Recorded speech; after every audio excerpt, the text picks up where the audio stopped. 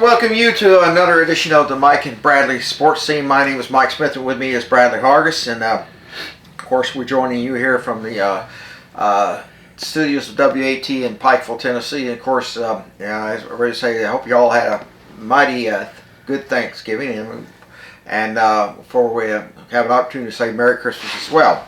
Of course, we're going to talk about a lot of things like such as the high school football and basketball scene, which is unfortunately concluded for Bledsoe County in a football sense. College football, as regular season has wound down, and now we wait for the championship games and then the CFPF placings and the bowl games, and we'll also talk about the hirings and firings among college football coaches. The usual things that happen in college football year to year, and of course pro football and other things as well. First off, we want to thank the fans of Bledsoe County High School this year, me and Bradley, for the support they have given the team, and for the thanks, the kudos that they gave us on the broadcast this year. Obviously, it's been a lot of fun for us to do it this year. We had a big winning season. We wish somehow that we could be in the championship game in Chattanooga this weekend. We had a special show for that, and which was Saturday afternoon, but unfortunately, well, things just didn't go as we had hoped. And but next year, of course, this team will be back, and of course, with the talent they have, I'm pretty much almost betting on that's going to happen. First off, of course, the football team. Of course, Bledsoe County went into the playoffs, won the first round against Smith County, 20-7. Then, went on the road against Happy Valley and made it very sad Valley, as Happy Valley lost 21-20 as they failed to convert on a 2-point conversion. Unfortunately, the next week against Eagleton came in there, and a late fumble by Bledsoe County was the difference in a 24-23 loss. Bradley, what is your take on the season for Bledsoe County? Well, it had a really good season. I mean, it's kind of those things, but you started off the season with a loss to Sequatchie County. That was, didn't really set the tone, because Bledsoe went on to win the next 5 and then lost to Marion and then won all the way to the end of the quarterfinals. So if you play that Sequatchie County game 3rd or 4th in the year, we beat Sequatchie County. Mm-hmm. Maybe compete more with Marion County, because Marion County fumbled the ball several times. We just couldn't capitalize. The defense was so fast off the line, we couldn't get any movement. So again, woulda, shoulda, couldas, all about that game. But going into the playoffs, winning against Smith County, winning against Happy Valley at Happy Valley, and then hosting a quarterfinal game, finishing the year 10-3. That is an impressive feat. The fact that we went to the quarterfinals the second straight year, and hosted this year is even better. And I think Bledsoe County finishing number 8 in Class 2A right now is probably the highest they finished.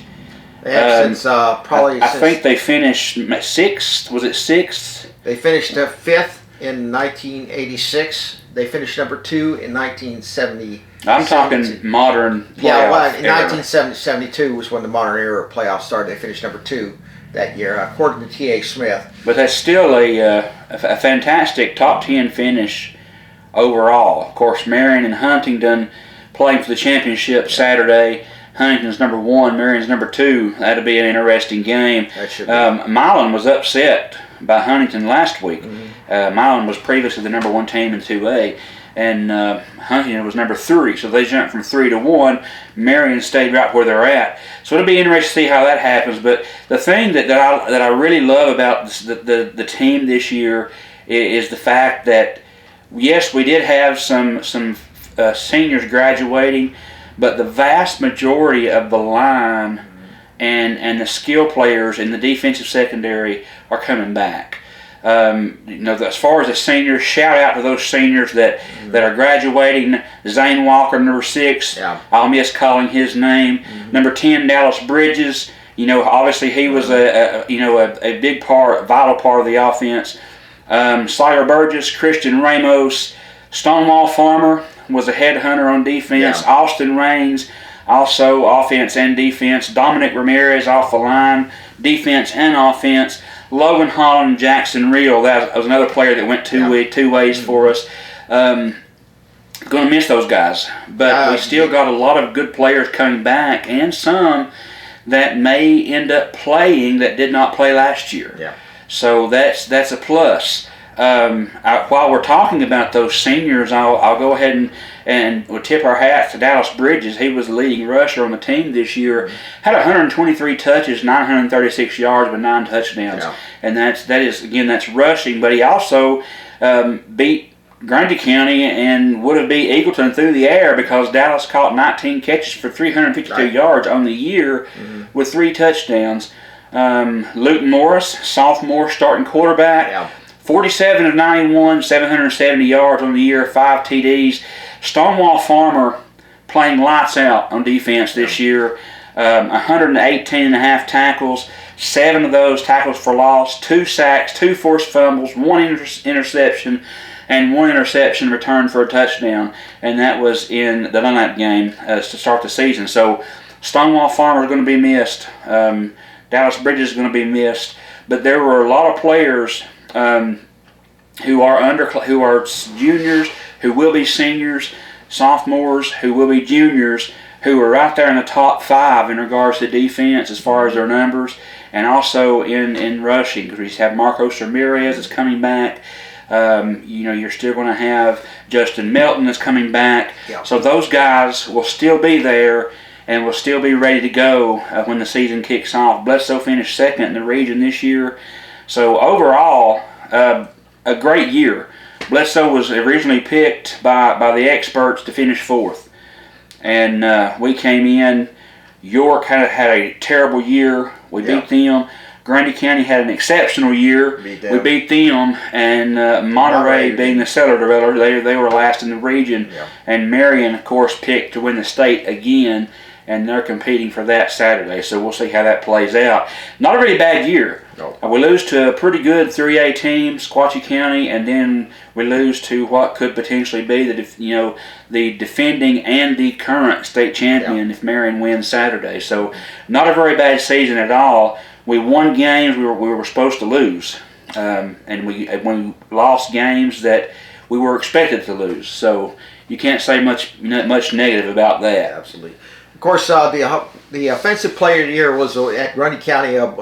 Bledsoe County was trailing 26-21. They were at their own 2-yard line, and Morris uncorked a pass, and there was Dallas Bridges to catch it at the 40, and he was all the way gone, 98 yards. I'm sure that would be your play. I would agree with that. Yes, and it very similar to that. If you go back and rewatch the Eagleton game, and by the way, that's available if you go to Max Preps. You can hit the review and watch the highlights of that. And the same exact play that we ran in Grundy County, that got the 98 yards for a touchdown. Bledsoe County scored on that same pass play.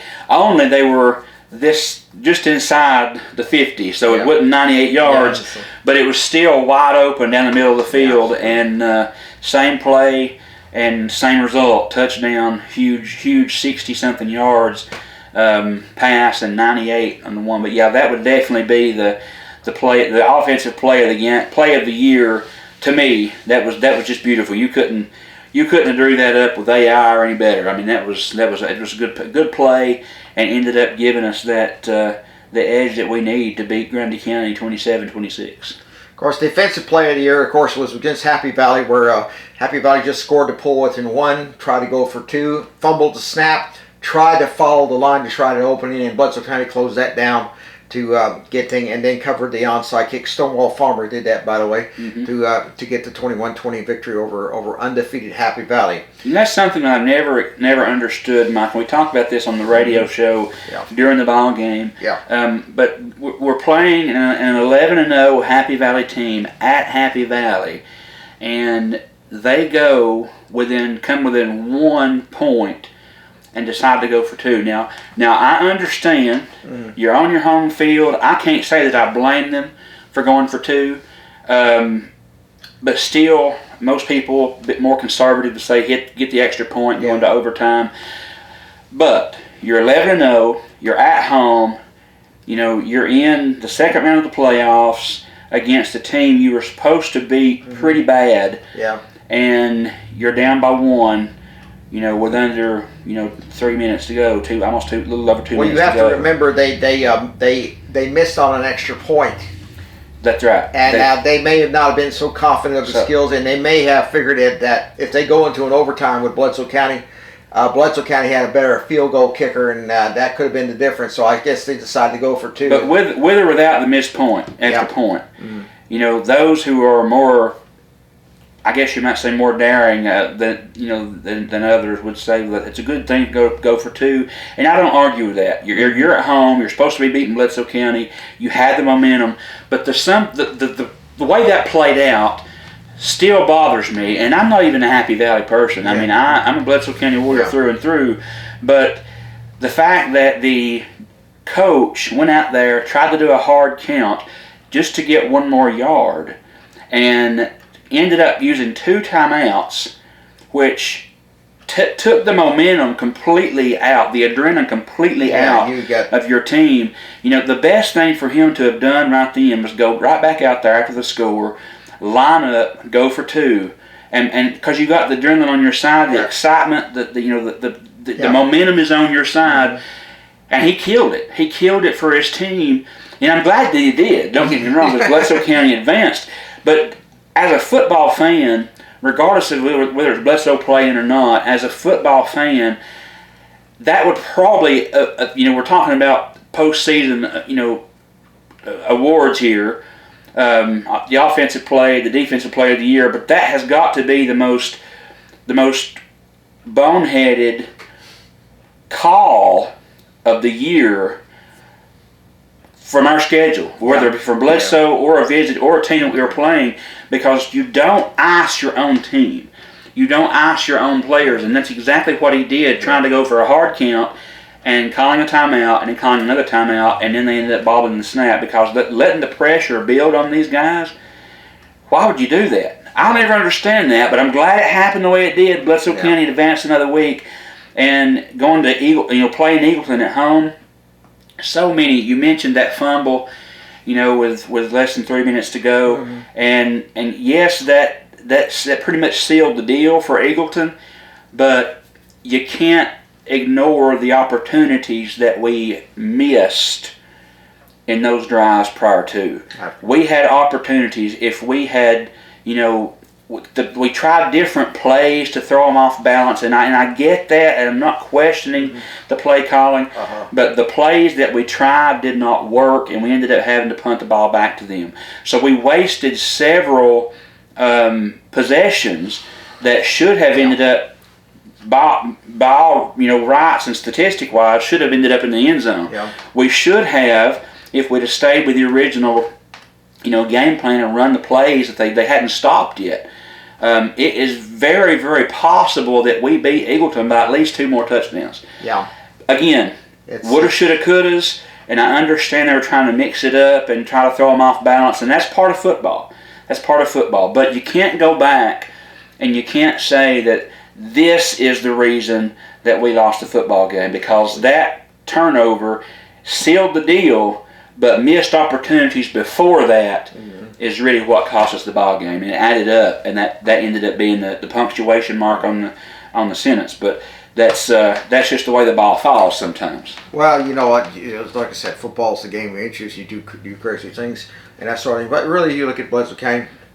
You look at the 7 years since Dwayne Tabor has arrived. 61 wins. He is, and this is an amazing statistic, has never been shut out.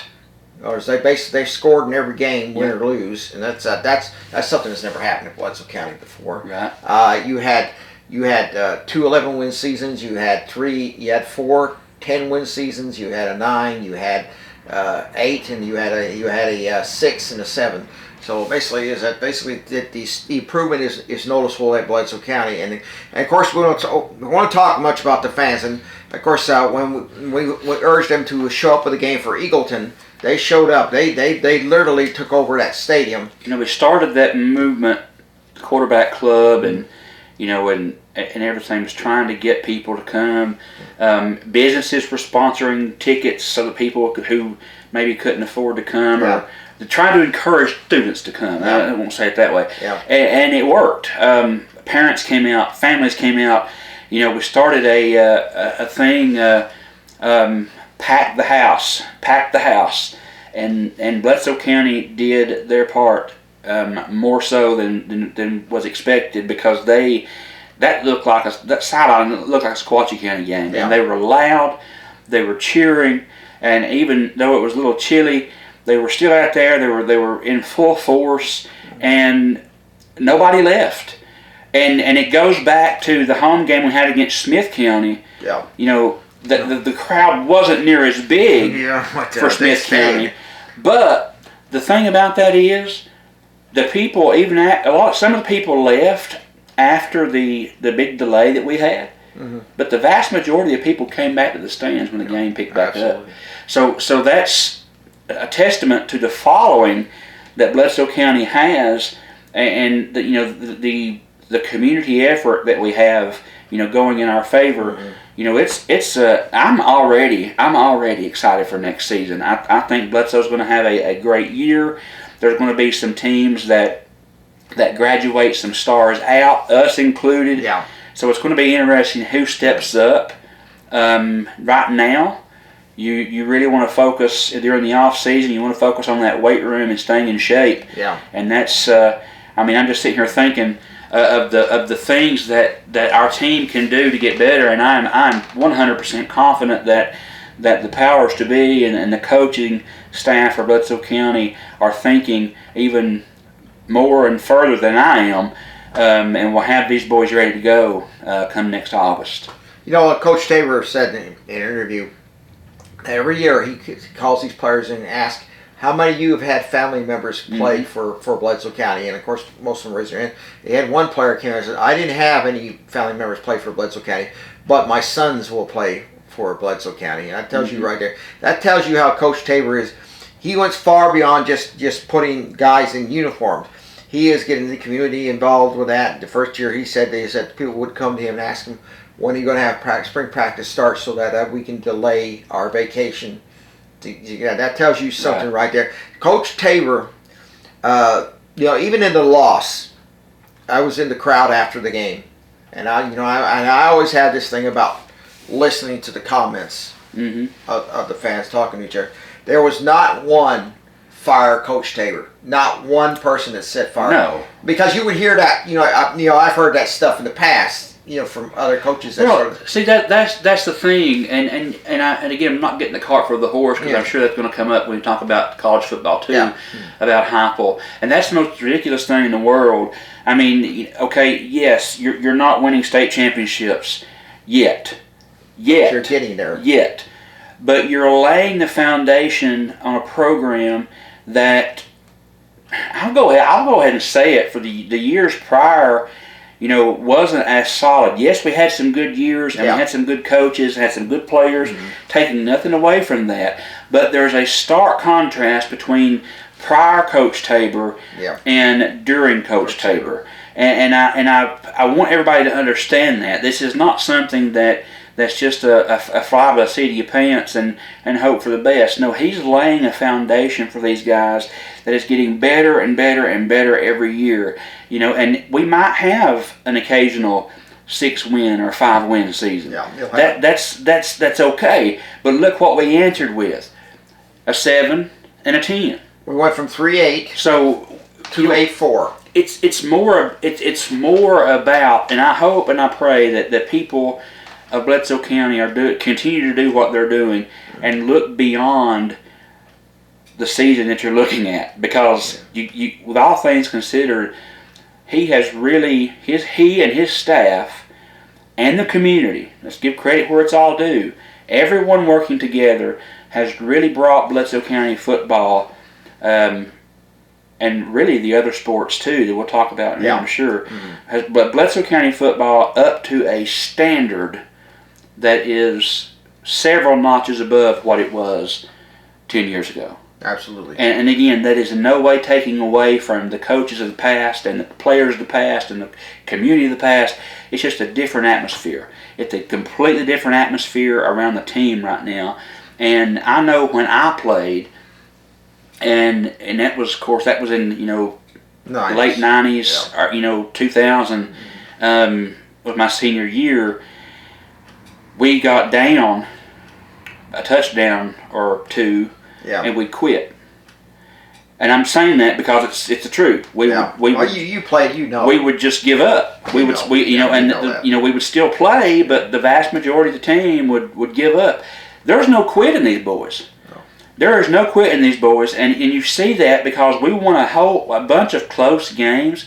We didn't have the explosive offense that we had in the past 2 seasons, but our defense was even better, and it keeps getting better.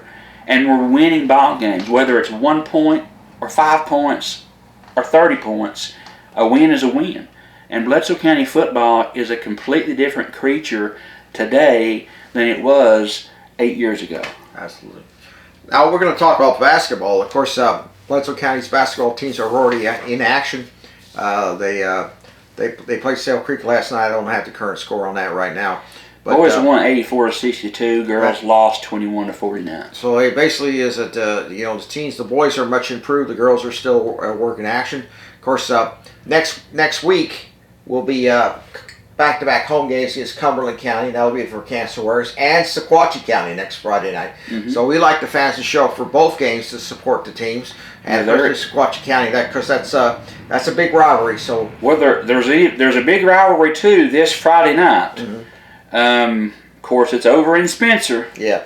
But we play Van Buren County this Friday night, 6 o'clock, in Spencer. And then on December 8th, which will be Monday, we play at Whitwell. So before those back-to-back, we play at home against Cumberland, Sequatchie, CSAS, and South Pittsburgh. So there's 4 straight home games during that last part of December. But still, you want to support those guys and girls when they go to Van Buren County, because that's always a big game too. And Sequatchie being our primary rival, but Van Buren is right there. I mean, you ask anybody from Van Buren County, they want to beat Bledsoe County more than they want to beat anybody usually. You got your blankets ready for her seat on the couch. My wife is a Van Buren County alumni, so we may not get to talk to one another Friday. No, we don't take it that serious. We make jokes about it, but she is a Van Buren alumni, and Van Buren girls specifically, went to the state last year, so most of the people in this area were pulling for them. I know I was, and I want them to succeed, but I don't want them to succeed when they play Bledsoe County. But Bledsoe goes over there Friday night, 6 o'clock, make that travel to Spencer and support our Lady Warriors and our Warriors. I got news for you. That if Bledsoe beats Van Buren County, you're going to hear the song "Moving On Over." You're going to be doing the dog with the dog. Well, most of the time, there have been times where it has not worked out this way, but the vast majority of the time in the 7 years that we have been married, the games have split. Yeah. Either the boys will win, the girls will lose, the girls will win, the boys will lose. It kind of splits, so we go out of the 2 games, and feeling like we're even. But now, if Bledsoe wins both, or if Van Buren wins both, a little bit more animosity on the drive home. I got a spare bed in my home for you. If you No. I'm okay. I will. We don't take it that far, but who am I kidding? Yes, we do. I love to heckle. I love to heckle and go back and forth. I'll bet you. Why don't you get to one of those license plates, say a house divided? Well, I could, and usually what stops, or really what stops the discussion. I was kind of scratching my head and I was like, hey, by the way, why don't we play y'all in football? And she realizes that Van Buren doesn't have Van Buren's a small school. They don't have a football team. Now they do get to play because their boys go and play at White County, so they do have technically a football schedule, but they just don't have a Van Buren football team. But those guys go to White County. As a matter of fact, my dad once said that Van Buren County did have a football team at one time. At one time. Yeah, but you know what the reason is? Because he mentioned because they were wearing a brown and white uniform for his sister's school colors. And Bledsoe did play in one time when it was called Burritt School, so it was 83-0 Bledsoe in that 1920. Of course, next year is the 100th anniversary of Bledsoe County football, and I think that maybe they need to have some type of celebration to indicate that. Sure, yeah, we need About to do that. 100 years of Bledsoe County football next year. So again, basketball. You were there. You were there for that first kickoff. Yeah, I'm sure did. We played Dayton Central that first game. By the way, I ain't that old. I ain't that old. And, as a matter of fact, they started playing football a year before my dad was born in 1926 at that old field. At where the playground, Little Blue Field. Well, actually, where the playground track and stuff. It wasn't until '53 that they actually played on that field. It was Memorial Field before it was Roy Greason Field, whatever. Okay, we're going to go to a break, and then when we come back, we are going to talk about the college football season, the college basketball season, bowls, and CFP possibilities, and sort of a good news, bad news things for UT football.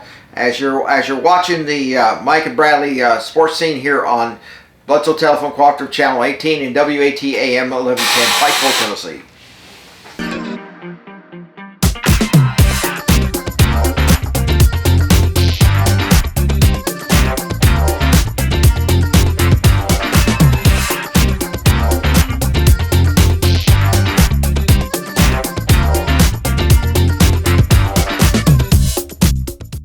At Jason Lewis Dunlap Supercenter, we're committed to be better. Better prices, better vehicles, a better experience. Your Jason Lewis Dunlap Supercenter understands that you rely on us to provide you with the highest quality of used vehicles. With over 350 pre-owned cars, trucks, and SUVs. So what are you waiting for? Let us show you a better experience with the Jason Lewis Automotive family. Come visit us at Rankin Avenue here in Dunlap or on the web at dunlapsupercenter.com.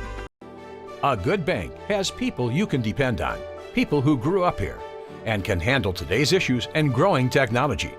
Here at Citizens Tri-County Bank, this is the way we've served the community for almost 50 years. Ready to help you in person, online, and on our app whenever you need it. Choose the bank that cares about you. Citizens Tri-County Bank, the only community bank you'll ever need.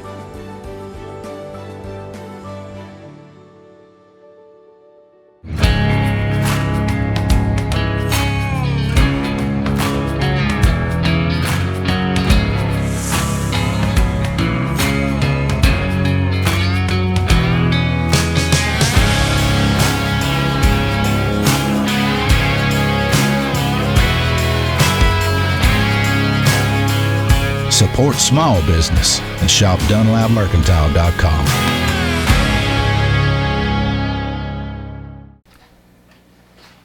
Okay, everybody, we're back, and we're going to talk about college football. And, of course, the regular season has come to a close, and now we wait for the conference championship games. And then Sunday will be the announcement of who is going to be in the college football playoffs. Of course, there's 12 teams, and we have about 15 teams right now vying for a slot in that. And one of them, unfortunately, is not going to be Tennessee.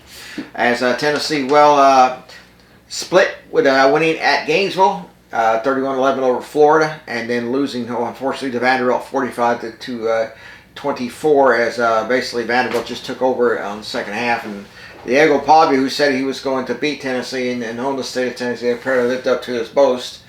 But Tennessee finishes 8-4. They're not going to be in the college football playoffs. Vanderbilt finishes 10-2. They're hoping for an outside shot at it. And 10 wins, actually, that's the first time in football history that Vanderbilt actually has won 10 games, won 6 conference games for the first time in history, 6-2. I don't think that, and I'm one of those Tennessee faithful that made the comment too. I don't know that our defense could have stopped a middle school team. Yeah, they did. Last Wasn't Saturday. great.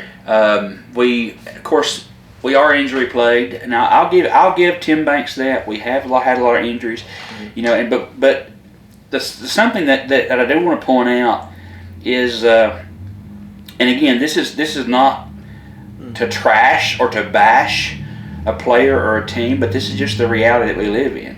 Number one, this Diego Pavia kid has mirrored his career and his desires and his goals after Johnny Manziel. Yeah.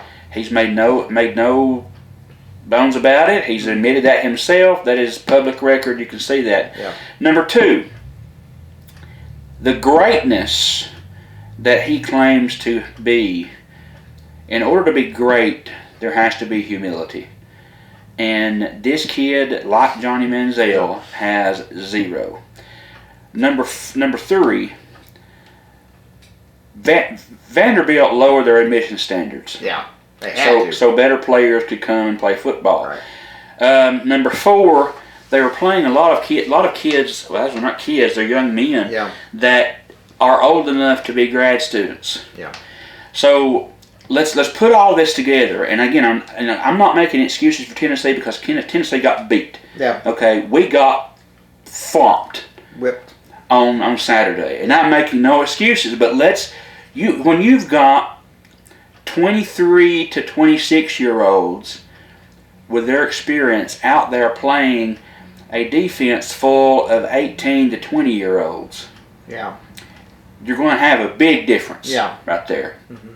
And Vanderbilt they're an older team, they're a more experienced team. They have, all these things going for them. And Pavia is a good player. Don't get me wrong. He's a good player. But I will tell you this: Diego Pavia, all stats and things, considered, Diego Pavia is the third or fourth best quarterback in the SEC. Yeah. I'm looking at, and again, this is not just because it's Tennessee, but just looking at stats alone, the best quarterback in the SEC is Joey Aguilar. Yeah. As second to him would be Ty Simpson from Alabama. Yeah. And Diego Pavia and Chambers Trinidad, they are kind of neck and neck based on rating, based on their yardage, based on their performance. Yeah. But Joey Aguilar and Ty Simpson are better quarterbacks than Diego Pavia. That's true. And I personally don't believe, and they're really hyping him up, and he might get a seat at New York but I do not believe he'll get the Heisman. And if he does, that is a major disservice to Saban from Ohio State, to Ty Simpson from Alabama. Yeah. That is a major disservice to the quarterback from Indiana. So if Diego Pavia wins over those three guys, no. There's something wrong with this situation. Well, it's much like 1997 when you had Peyton Manning as the preemptive favorite to win the Heisman. And all he did was win. Of course, he lost the four, and yet some people started putting it on him. And then, of course, Charles Woodson comes out of the woodwork out of nowhere. Yeah. Now, nothing against Woodson. Woodson did not vote, but Woodson, was a two-way player, rare two-way player in those days.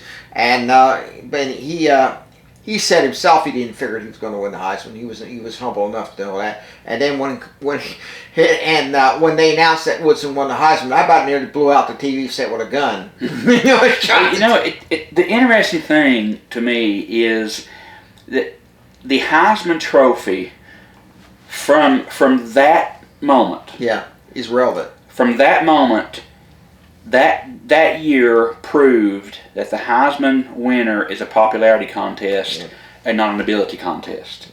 Because there is no way you can sit there and look at the stats, two-way player or not, and tell me that Charles Woodson accomplished more at Michigan than Peyton Manning accomplished at Tennessee. It just doesn't happen. You can't. There's no comparison. There's no way. Used to, the Heisman Trophy winners would go on, the vast majority of them, I won't say all of them, but the majority of Heisman Trophy winners go on to have a successful NFL career. Yeah.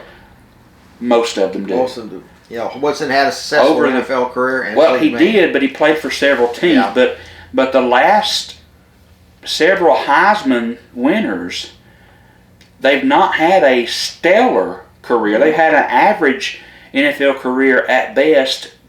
Majority, not all, some of them is the exception, but some of them didn't even pan out in the NFL because they can't play the same game in the NFL they played in college. And one of the things that stands out to me, Tim Tebow, great athlete, great college quarterback, was not good in the NFL No. because he couldn't run over everybody. Yeah.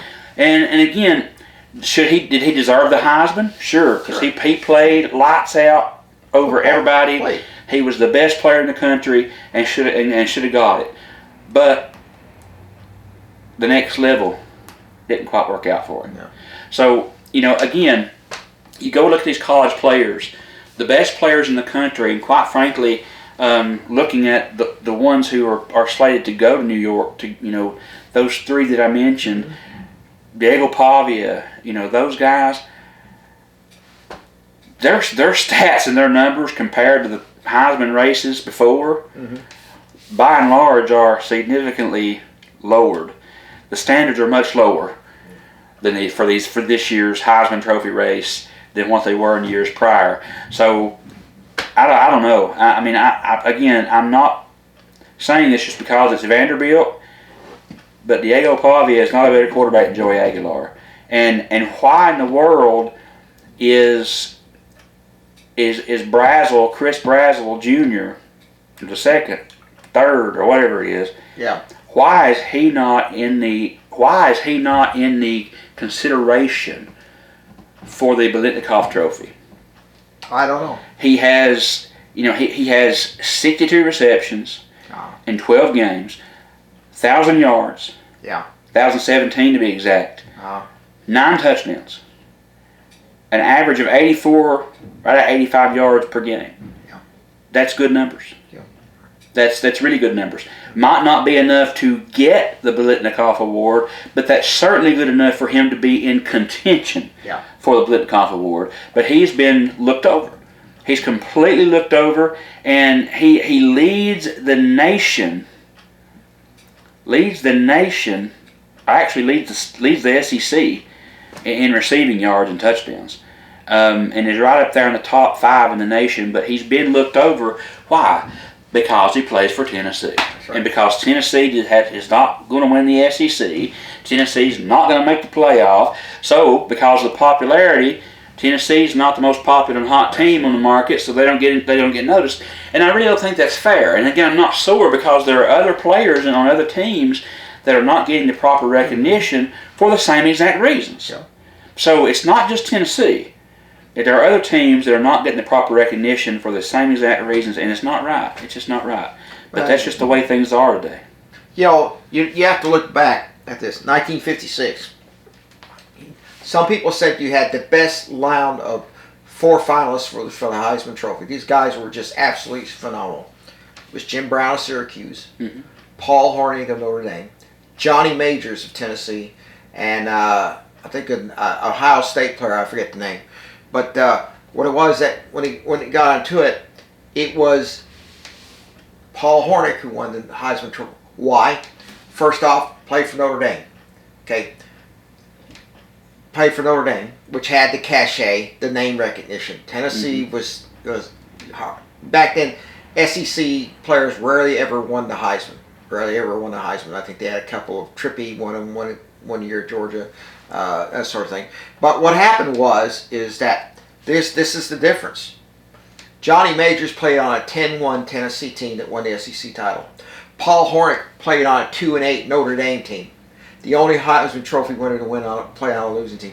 But you have to remember this, and this may say, oh, that sounds unfair. But remember this right now. Hornung had to carry the team. He had no talent behind him. Majors had tons of talent Yeah. to get him going, because Hornung was a kicker, he was a passer, and he was a defensive back, because both players played both ways there. Yeah.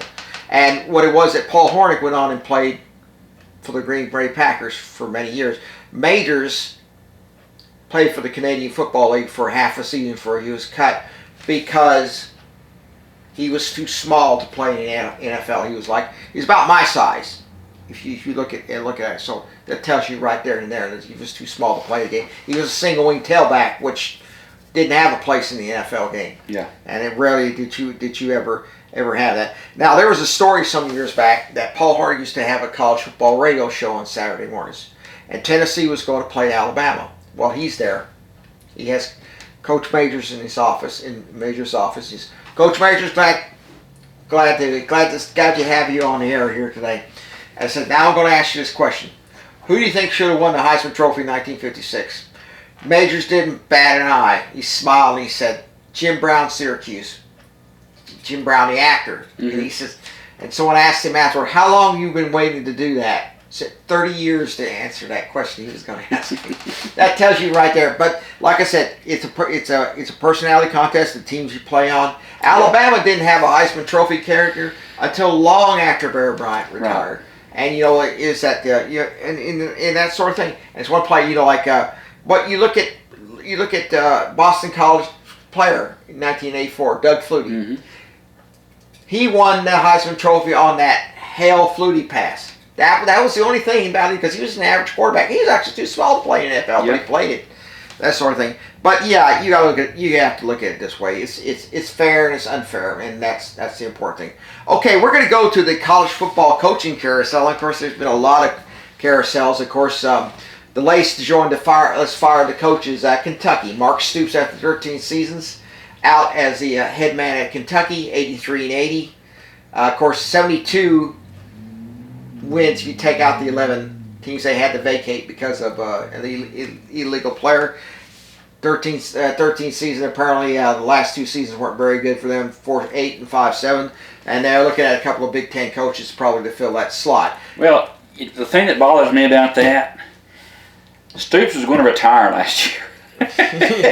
He was going to retire, and the Kentucky faithful talked about it, begged him to stay. He was going to go to Texas A&M. One more year. Yeah, they got it. One more year. Yeah. And now he got that one more year, and he's like, you're out of here, Jack. So he's like... He was going to go to A&M, Texas A&M, and to be head coach there, but the A&M people, coach fans, sort of got into a slatter, sort of like Shinano when he was going to come to Tennessee. They got to that little bit, which I thought was unfair to the man. Of course, Florida had fired his coach. They had the new man, Tulane's John Summerall, and they think that he's the money man. He's the home run coach. Well, they thought that of Napier too, and look what happened. Okay, and then of course LSU replaced, got their new coach, and that's the one guy you remember him, Lane Kiffin. I really thought Lane Kiffin would go to Florida, and I said at the beginning of this whole ordeal, I've even almost made a promise. I said Lane Kiffin is going to Florida because of Florida being a pipeline state, the recruiting he could do there, and I that was what I had banked on. I neglected to think the fact that Louisiana is so close to Texas. Yeah. And Texas is also a bigger pipeline state. It's a bigger pipeline state than Florida. Yeah. But there was no openings in Texas. So he goes to LSU. And I was sitting here thinking to myself, I didn't think about that. Yeah. But I really feel like if Florida had thrown out the numbers as far as money-wise that LSU was willing to throw out, it might have been a different story. But they weren't willing to throw that much money at one person. And the thing is, if you read the contract, $98 million for 7 years. Mm-hmm. He's guaranteed half. The buyout is like 15-point-something million per season he has left. If that comes to that. And there's also a clause in there that LSU is paying the expenses for Ole Miss during the college football playoff. That tells you how bad they want him. So they wanted Kiffin awfully bad. And it don't matter if he'd have went to... he's the perfect fit at LSU and Florida because I can't stand either one of them. Mm-hmm. So if either one of them would have got Kiffin, wasn't going to change anything to me. Yeah. Whatever. But it's funny that he did the same thing, played it out, just drug it out, drama, attention. And I'm just like, to the point that the players of Ole Miss were just like, are you staying or not? Then, enough's enough. Yeah. They were ready. What it was is that Florida had given Kiffin a deadline. Mm-hmm. Accept our offer or reject it. Okay, the deadline went by and Florida said, okay, fine, we're going to go get the Tulane coach. Okay, and then what happened is that, now this is funny. When he left for LSU, the Ole Miss fans were there to send him off, but not in a positive sort of way. Oh, They yeah. sort of gave him the Ole Miss salute. Uh-huh. Use the term. That's right. And they won favorite Ole Miss A salute. lot of them were telling me he was number one, but they wouldn't use his fingers. I can tell you that. Wasn't index finger There anyway. were a lot of sore Mississippi fans, and rightfully so, because look, I mean, of course, think about this. You can. The Tennessee faithful are still sore about how he did us, and I agree with that. Not that where he left us for, but how he left us in the middle of the night. Okay, that was a little bit tasteless and tacky, but in his defense, if there is one, he was going to USC, which was his dream job. Yeah. Okay, I get that. Okay, I get it. But the man had it made at Ole Miss. Yeah. And Ole Miss was ready to give him whatever he wanted to stay. But LSU dangled $98 million, Hard. and he took off Yeah. and left what he had built. The program was more successful in the last few years under Kiffin than they have been really, they've been good. Not since Johnny Vaught. They've been good, but they've not been to that next level, and they're on the verge of being great in the SEC. And as bad as I hate to say it, it's largely in part by Kiffin and his recruiting ability. But Kiffin uses the transfer portal like crazy. He wants to win now. He don't want to win build the program for the next few years, and that's going to be huge for LSU because LSU does have a pull to Baton Rouge. With the atmosphere and the campus and the stadium and the history that Ole Miss doesn't have. The only thing about Kiffin is this: he wanted to coach the playoffs, and they said no. Yeah, absolutely not. So they put one of his assistant coaches up, and they instantly make him the head man, not interim. They did hire the defensive coordinator. What's his name? Arnold? Yeah. Was it Arnold? I think can't so. remember what the name is. But they hired him as a head coach. Now, Charlie Weiss Jr., the offensive coordinator, they're going to allow him to coach in the playoff. Yeah. He has already said he was leaving to go with Kiffin. Yeah. But they allowed him back in Oxford to finish the playoff. That way he can work with a newly instated, hired coach, so that they can try to keep the program, going and be competitive in the playoffs. And Kiffin, they said no. If he hadn't have done it the way he did it, if he had made an announcement, and not strung it out, and had been, because the way he did it, honest to goodness, it was disrespectful to Ole Miss fans and the Ole Miss program that he would just, not give them an answer. Yeah. Not let them know, hey, I want to do this, but I want to wait till after the season. And let's be honest, if LSU wanted Kiffin bad enough, they would have waited till after the playoffs. Yeah. They would He could have gave them that option to say, hey, look, because it's a win-win for him. Because if he stays at Ole Miss, he's got it made. If he goes to LSU, he's getting $98 million over 7 years. He's got it made either way. So I would have had to been more honorable and told LSU, look, I would like to coach for you, but I'm committed to Ole Miss until the playoffs are over. Yeah. And if LSU really wanted Kiffin, they would have waited on him. And they would have made that very clear from the very get-go. But it didn't play out that way. And again, when you're to that level, with that much money floating around, sometimes that the honor factor just kind of falls to the wayside. And especially with Kiffin. He's not too high up on that anyway, bless his heart. But I feel bad for Ole Miss. Now they know how we feel. Yeah. Leaving in the night, so.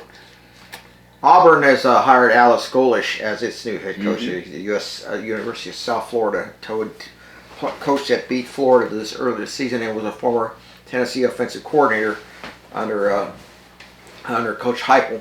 Has been at Arkansas. Arkansas has hired the Memphis coach to apparently after Golish apparently decided not to take the Arkansas job. He was going to. Yeah. He was slated to get the job, and Arkansas faithful come up in an uproar, kind of like you mentioned Schiano, with Tennessee. They didn't want him.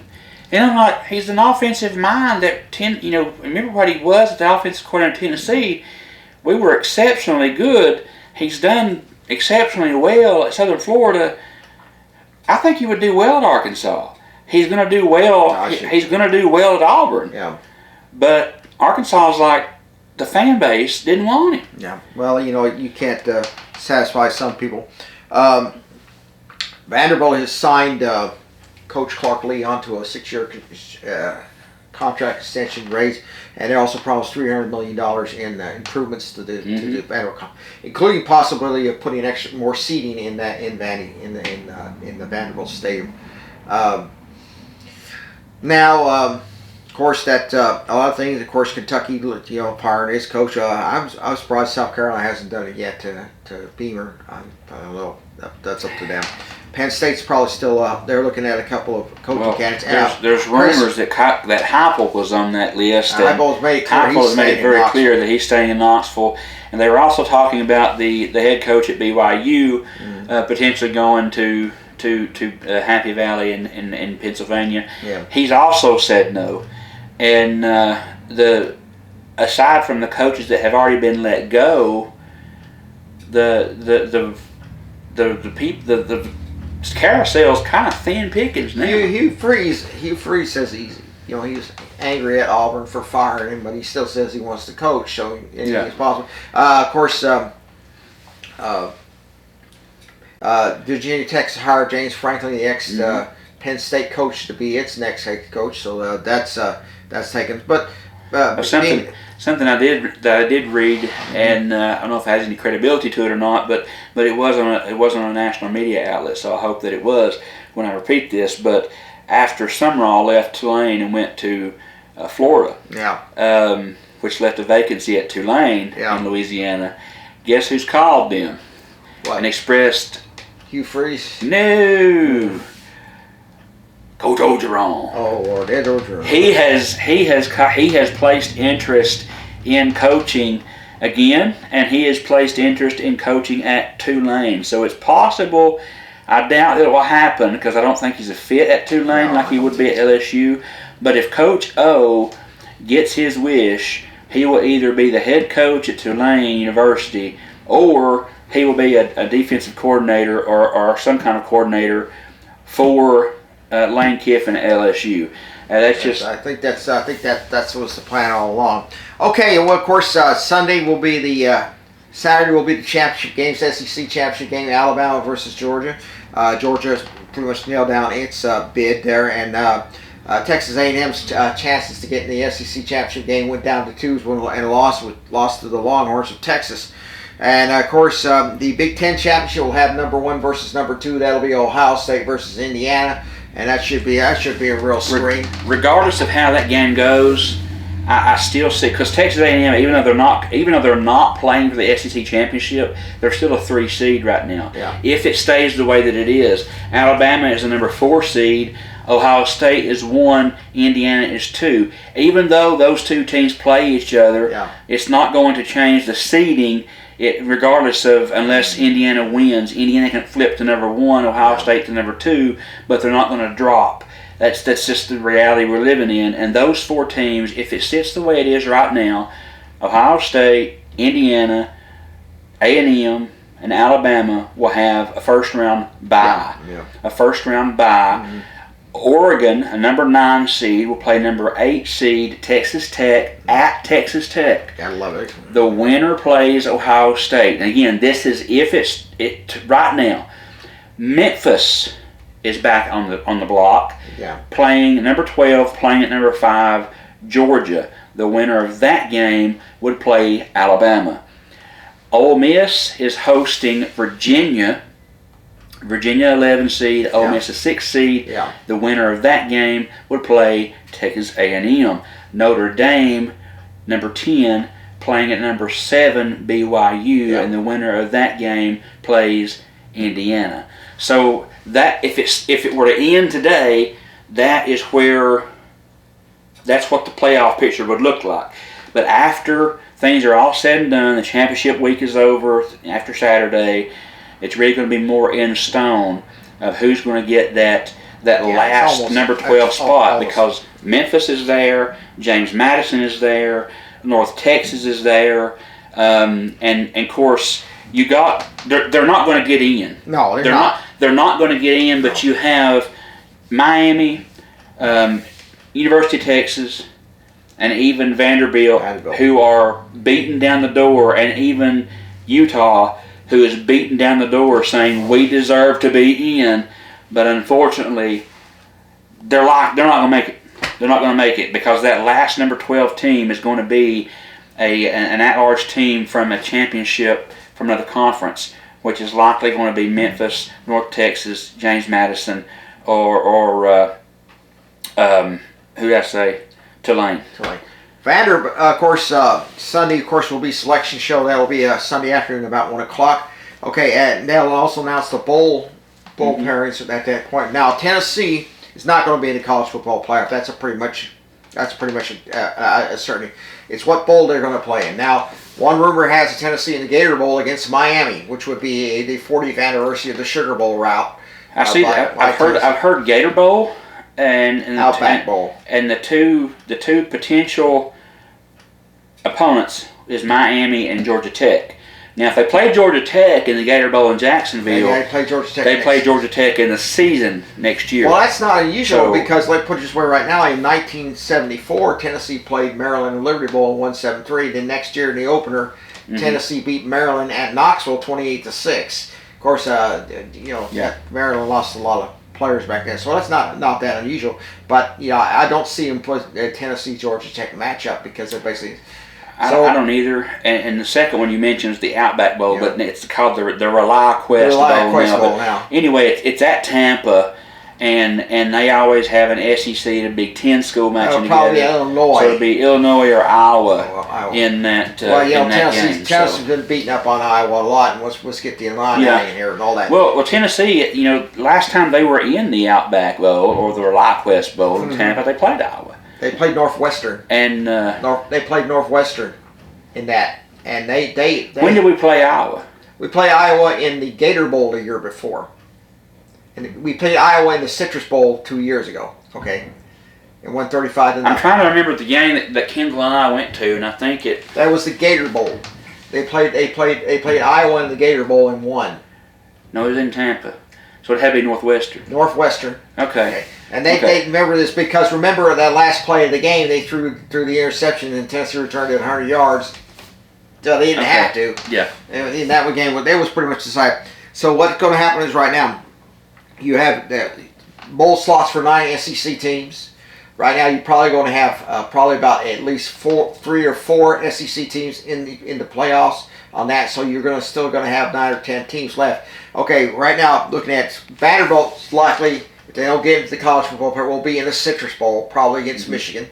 They used to play each other up to the 1920s. Then you, of course, got LSU, probably either the Liberty or Music City Bowl. Tennessee could also be in the Music City Bowl, but I don't see them do 8-4. They're going to be a higher up. I've heard Music City Bowl, and I've also heard the Duke's Mayo Bowl in Charlotte. But being 8-4. And having the following that Tennessee has, the Gator Bowl, they're likely going to get Gator Bowl or the ReliaQuest Bowl, what was formerly the Outback Bowl. I would prefer the Gator Bowl because, really, to be honest, right now, because being in Jacksonville, it's a very good place to have a bowl game. And of course, the Music City Bowl, and then you have the Texas Bowl. Tennessee could go there if they feel that they want him there. Of course, again, it just depends on what happens right now and what happens between this week against Saturday, and then of course we have the championship games, SEC Championship, Big Ten, ACC. Georgia Tech probably threw herself out of any shot at the CFP playoffs by losing in that game. Well, if Virginia drops the ACC Championship game, it's possible that. It's not likely, but I did read a scenario that it is possible that the ACC could be left out of the playoff. Yeah, it could be. Don't think that's going to happen because you normally always take the champion in the Power 5. That could be the way it's played out. Is it not Duke and Virginia who are playing for the ACC Championship? Yeah. So Duke would be the champion.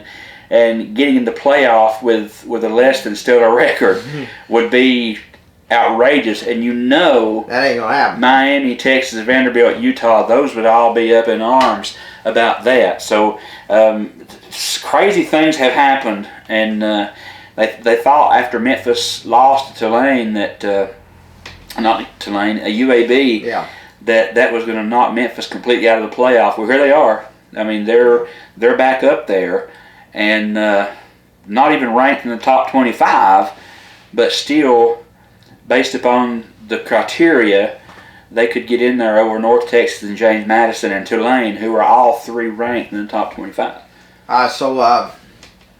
As they say, just stand by. This is going to be a real humdinger coming in Sunday, and of course Saturday should be very interesting to watch. Basketball, Tennessee basketball women teams are on in action. Tennessee lost their second straight game, lost to Kansas, now lost to Syracuse last night. Lady Vols lost to UCLA. They're supposed to be playing at Stanford later this week, so that's going to be a very interesting game. Tonight, as a matter of fact. Wednesday, okay. 12:30. Okay. So I don't know if they won or not, but anyway, so still a lot of basketball season getting started here, and of course for a lot of ball fans it'd be very interesting. By the way, the men's team plays Illinois, defying Illini, as David Letterman used to say when he used to do weather in Indiana, he used to call it Illinois. Just to aggravate them. Just to aggravate them. Yeah. Illinois. They got a couple of ranked teams coming up. I mean, Illinois, number 14 in the nation, and then following that, 10 days later, they're playing Louisville. Louisville ranked in the top 10. Tennessee's number 13 in the nation in college and the coaches. So I mean, they're doing pretty good. And the Lady Vols, are ranked 19th. They're 5-2 in the year, first in the SEC. They've got a good slate coming up with Stanford. Of course, they have an off week basically with Winthrop.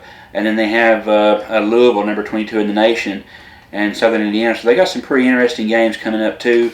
SEC schedules will be starting pretty soon for both teams, and they'll be running the gauntlet there, especially when the men start running the gauntlet, because they have Alabama, Texas, Florida, A&M, Kentucky, Alabama, just boom, boom, boom, boom, boom, right there behind each other. So that is certainly, anytime you go into the SEC portion of your schedule, you're going to be running the gauntlet. It's going to be a tough road to hoe. That's absolutely right.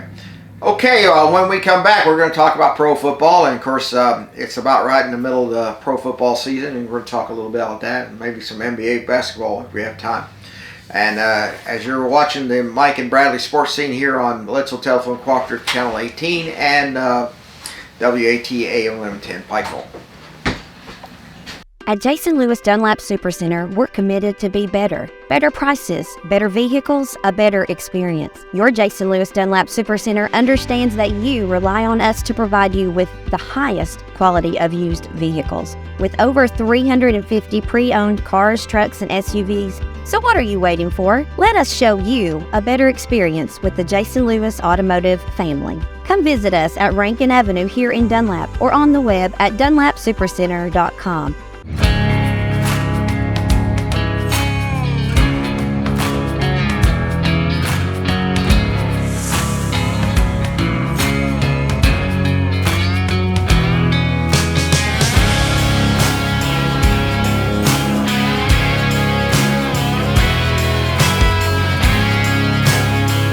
Support small business and shop DunlapMercantile.com.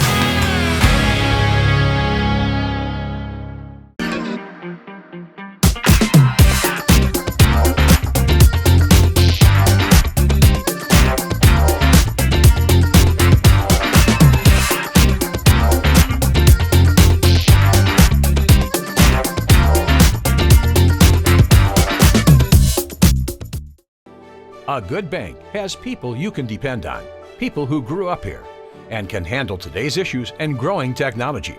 Here at Citizens Tri-County Bank, this is the way we've served the community for almost 50 years. Ready to help you in person, online, and on our app whenever you need it. Choose the bank that cares about you. Citizens Tri-County Bank, the only community bank you'll ever need.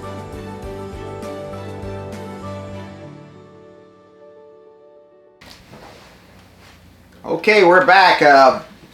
just so you know, that at the end of the year we'll probably have the blooper show or stuff that we wouldn't show on the air otherwise. We don't want to frighten children, but you know how it is. But anyway, we're going to talk a little about pro football. Of course, we're about halfway through the schedule of pro football, 17 games to be played, and of course the pro football. The Titans, they're the Titans as usual. Well, it's kind of sad, Mike, but it has to be mentioned. There's three teams in the AFC, right? Actually, two teams in the AFC right now that if completely eliminated from playoff contention, and one of those is the Las Vegas Raiders, and of course in last place with a whopping 1-11 record is the Tennessee Titans. Yeah, well, unfortunately, the thing about it is, and they're hope maybe to get it back together next year. Of course, the Atlanta Falcons are a little better. Falcons are still in playoff contention. As far as the NFC is concerned, there's three teams that are completely eliminated from contention. The Arizona Cardinals, New Orleans Saints, and New York Giants. But the big surprise to me, of course, your Eagles are still in it. The Buccaneers still in it. Seahawks, Packers, 49ers, Lions, all those guys still in it. But the surprise to me in the NFC and in the AFC is number one right now, based on statistics, win-loss, and things like that, the Chicago Bears. They win the tiebreak over the Los Angeles Rams, who's number two in the NFC, because of best win percentage in conference games. But the surprise in the AFC, because everyone was picking, all you've heard the last several years, Kansas City Chiefs, Kansas City Chiefs, Kansas City Chiefs, because they've won. Yeah. Everybody was expecting the Ravens to do very well this year. Of course, they're number 4. Yeah. Everyone was expecting, thought the Buffalo Bills would do well. They're number 7. But the ones they were expecting to struggle are number 1. The New England Patriots, 11-2 on the year, in sole possession of number 1 in the AFC. Denver brings in number 2, and then you have Jacksonville. The Jacksonville Jaguars and the New England Patriots, the big surprises this year. And those teams who normally would be front runners, New England leads the AFC East right now. They're 11-2. The Buffalo Bills are 8-4. Or 9-4. So the Bills and the Dolphins were expected to be 1-2 this year. The Jets are still terrible, bless their hearts. But the Patriots have really come along. They look like the Patriots of old. But back in the Belichick days and the Brady days. And, of course, he's at North Carolina now. Yeah. But He's still there? Still there, but not having a good season. Yeah. But, the Patriots, man, they've woke up. And their head coach, Mike Vrabel. Yeah. The one that the Titans fired. Yeah. So, and also the one that Vrabel was one of the candidates for the Falcons to. They let him walk. Yeah. So the Falcons could be doing better if they'd hire somebody. But again, it's going to be interesting to see how it plays out. The Commanders are still alive, but barely, and the Vikings are still alive, but barely. But hanging on by the skin of their teeth is the Falcons and the Panthers in the NFC, and hanging on by the skin of their teeth in the AFC is the Bengals and the Jets. The Browns, bless their heart, they're going to be the next one eliminated from playoff contention. But the Jets still have a chance. It's kind of like that Dumb and Dumber. Yeah. Where he says, "So you're telling me there's a chance? There's this a small chance the Jets, could end up making the playoffs, but I highly doubt it." What gets me is that in the 1970s when the Smith family owned the Atlanta Falcons, and they were the worst, and they didn't let the coaches pick the players that they would like to have on their teams next year. Drafts back. They would get involved in it, and they would take some people would call the worst decisions ever made. Yeah. For example, Atlanta needs some defensive backs. What did they do? The Smith family drafts a punter.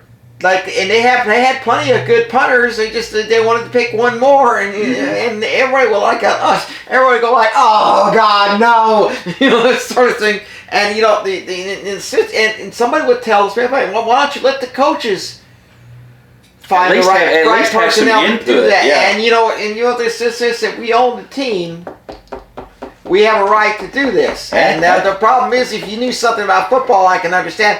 But they said that Rankin Smith and his family didn't know anything about football. Yeah. In fact, the only reason they owned the team, I can say they'd be NFL owners, and they rarely ever got successful until I think they sold the team to somebody else, and somebody decided, okay, let the coaches do the jobs, and that sort of thing. But that's the kind of thing. You look at some of the worst decisions ever made in NFL football. You look at the 1998 draft. Okay, the Oakland Raiders and the Indianapolis Colts had the choice. Indianapolis Colts had the number one thing. And the Oakland Raiders wanted to get Peyton Manning. Mm-hmm. Well, Peyton didn't want to go play for Oakland. He knew exactly what they were like, and he says, "No, absolutely, I won't. I will not play." It's like Bo Jackson said he wouldn't go. He would not play for the Tampa Bay Buccaneers. Right. So he said he would play baseball for the Royals, and then the Oakland Raiders came calling and said, "Hey, we want you to come play for us," and that's how he got to be a two-sport guy. He was, but what it was is that. So who was the one that Oakland Raiders picked? You might know him, Ryan Leaf. You remember him? I do. Yeah, and he gave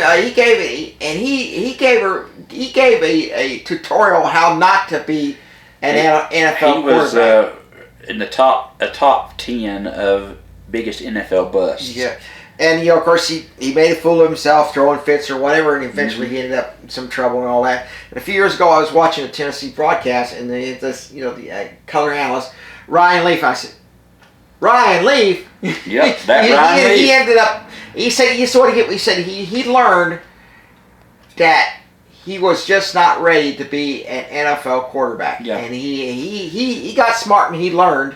Well, he spent some time with LA. He spent some time with the Raiders in Los Angeles, and then he went across town and played a little bit with the Chargers, and wasn't any better there. Yeah. So he, you hate that because he had a pretty good college career, but he just wasn't prepared for that next level. Said if he had stayed another year in Washington State and got some more experience, he might have made a good quarterback. It's like Heath Schuler.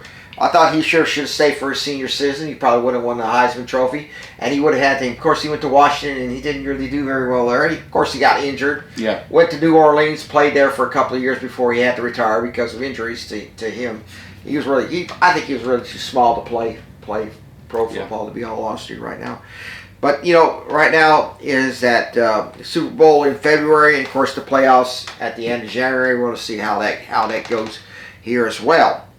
And of course, Christmas season coming up, and of course, a lot of things there. So we're going to end it here now, and we're going to sort of more or less just sort of thing is, what's your idea of a Christmas present? LSU T-shirt or something?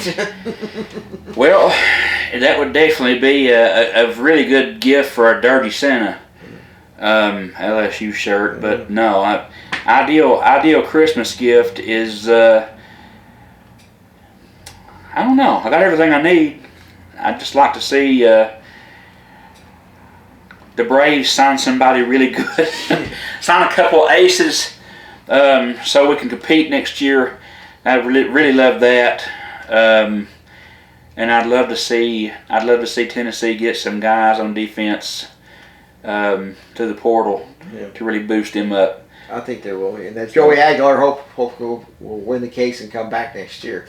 But if he does, we got to deal with Poppy again, and I don't want another year of him. Yeah.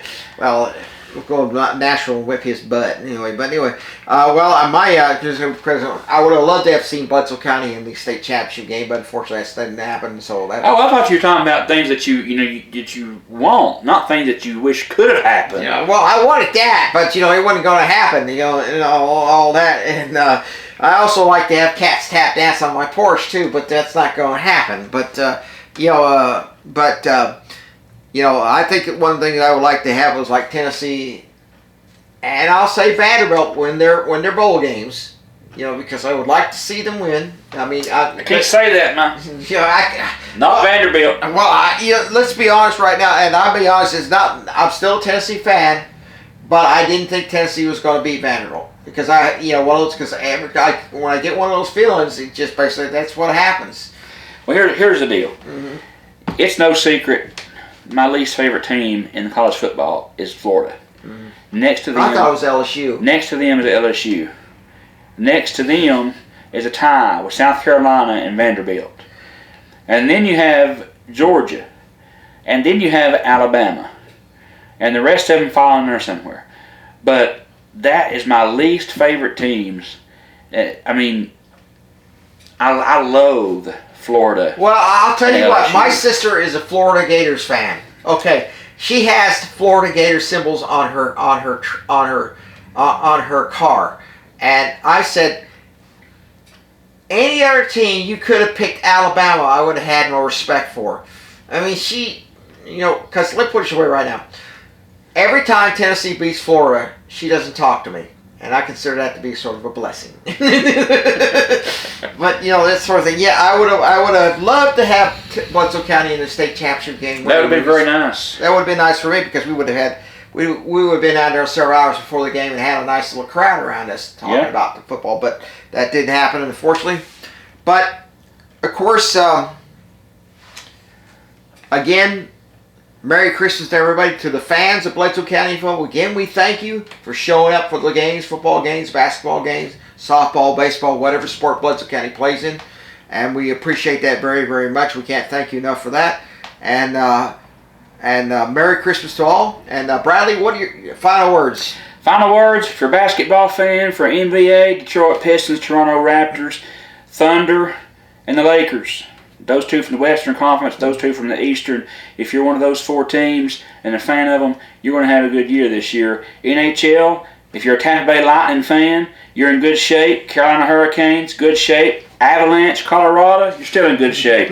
As far as those two things go, we go back to the regular final words that I always have. Go Blue, go Braves, and go Big Orange. Of course, again, we'll hope to see you in 2 weeks. Of course, we'll have the week before Christmas special.